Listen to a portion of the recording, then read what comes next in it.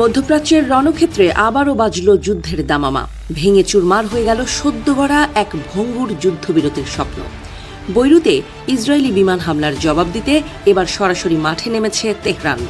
কয়েক ঘণ্টার ব্যবধানে ইসরায়েলি ভূখণ্ড লক্ষ্য করে ঝাঁকে ঝাঁকে ব্যালিস্টিক ক্ষেপণাস্ত্র ছুড়েছে ইরান।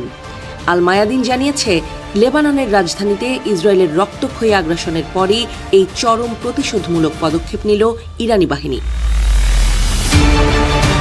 গত এপ্রিলের পর এই প্রথম সরাসরি ইরানি ভূখণ্ড থেকে ইসরায়েলকে লক্ষ্য করে এমন বিধ্বংসী ক্ষেপণাস্ত্র হামলা চালানো হলো।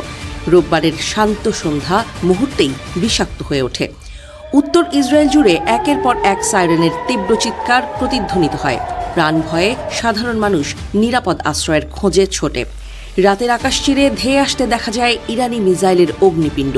ইসরায়েলি প্রতিরক্ষা বাহিনী দাবি করেছে যে তারা অধিকাংশ ক্ষেপণাস্ত্র আকাশেই ধ্বংস করতে সক্ষম হয়েছে। তবে এই হামলা যে তেল আবিবের বুকে কাঁপন ধরিয়ে দিয়েছে তা আর বলার অপেক্ষা রাখে না।